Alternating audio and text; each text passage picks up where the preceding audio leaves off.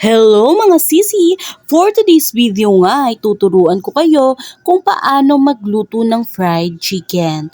At syempre, hindi kumpleto ang fried chicken kapag walang sauce. Please watch till the end.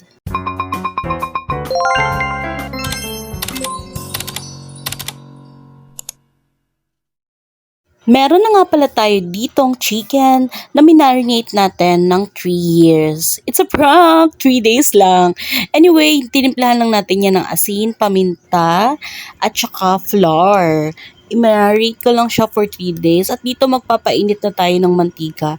Nakakaloka, ang mahal na ng mantika ngayon. And ayan, kukuha lang tayo dyan ng ating minarinate na chicken.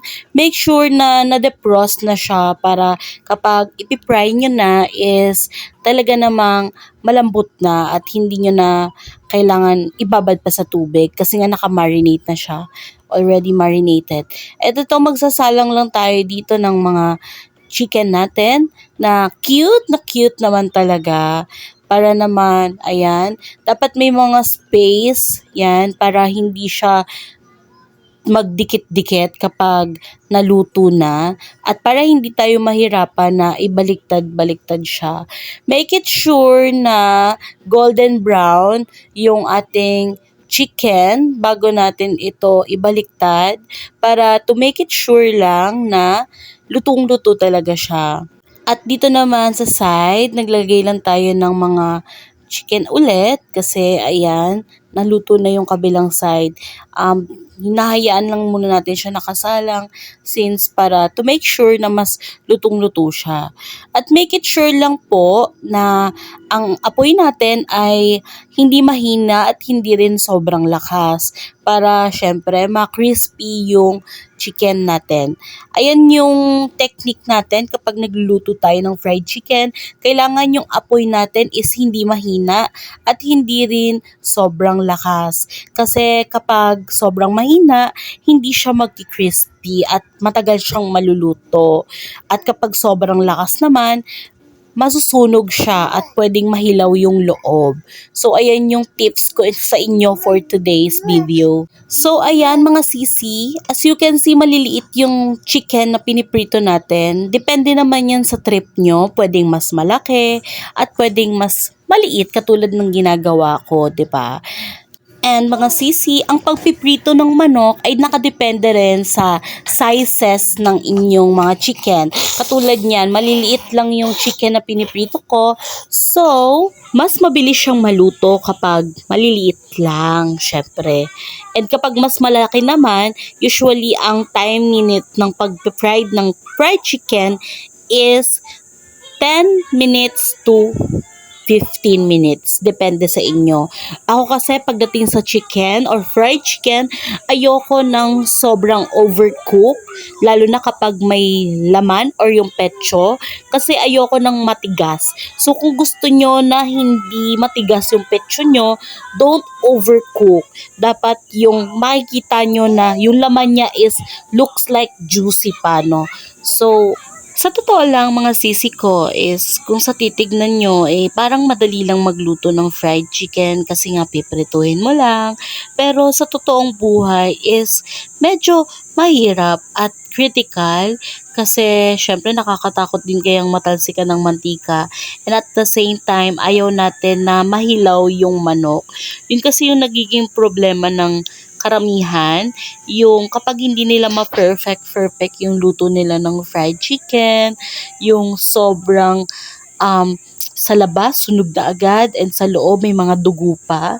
So ayan yung pinaka iniiwasan natin, no?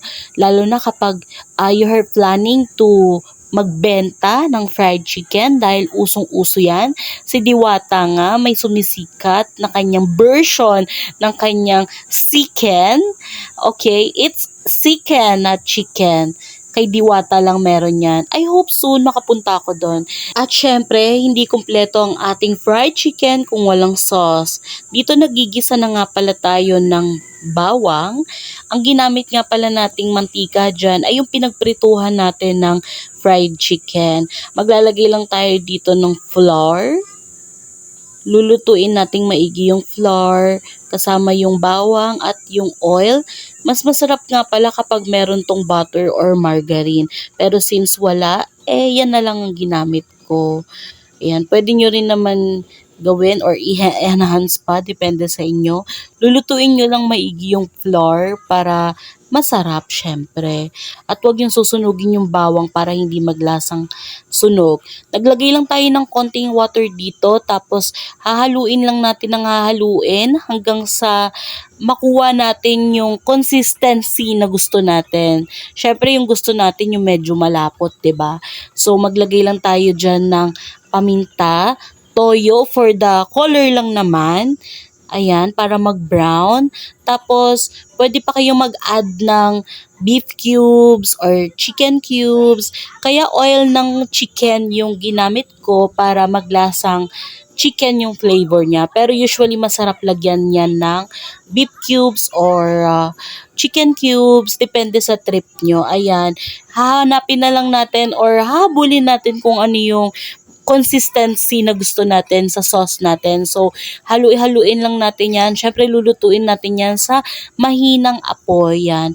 Maglagay lang tayo ng salt dyan kung kailangan, 'di ba? Depende sa panlasa nyo. Ako kasi gusto ko yung medyo lang naman, na medyo saltiness, garlic, and pepper. Yan. Masarap yan. Bagay na bagay ilagay sa kanin yan. 'Di ba? Sauce pa lang, ulam na. So, ayan, sobrang dali niya lang gawin at kayang-kaya nyo ring gawin yan sa inyo. At ito na nga mga sisi, it's tikiman time. Tara, kain tayo. So,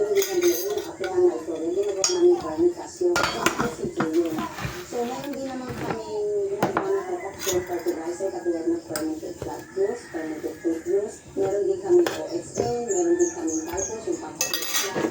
Meron kami indigenous microorganism. Tapos meron kami din na microbial inoculant. Kasi para ma-maintain namin na yung aming paligid, hindi kami nagamit ng mga pesticide o insecticide. Kasi nga, organic kami. Gusto namin maayos na masarap, malinis ang aming produktong mga nilawan. Katulad din yung aming mga herbs.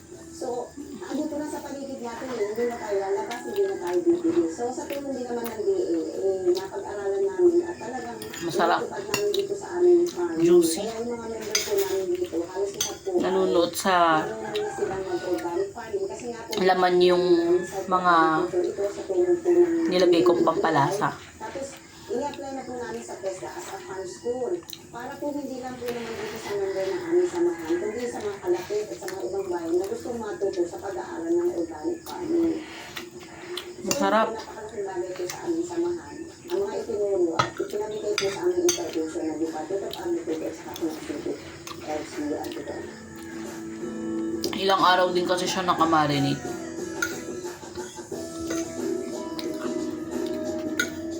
Ang farm school po kasi, pwede naman po yun basta nagkaisip yung bata na makinig magsaka hanggang sa magkailan. Kasi nga po, itinuturo namin yung mga pamahalaan na pwede lang tuloy sa pagkakaligaran ninyo kung anong gagamitin ng fertilizer. Yung kasi ang napaka-importante. Tapos yun nga po, may nag-aaral sa amin dito estudyante, meron naman hindi estudyante, meron mga retired na, meron mga pari, may madre. Tapos may nag-i-emerson dito na on-the-job training, ng mga graduating na agriculture. Tapos meron dito on-the-job training na gustong pumunta sa ibang bansa. Tapos yung mga K-12 po, ng mga estudyante, nag-aaral po dito.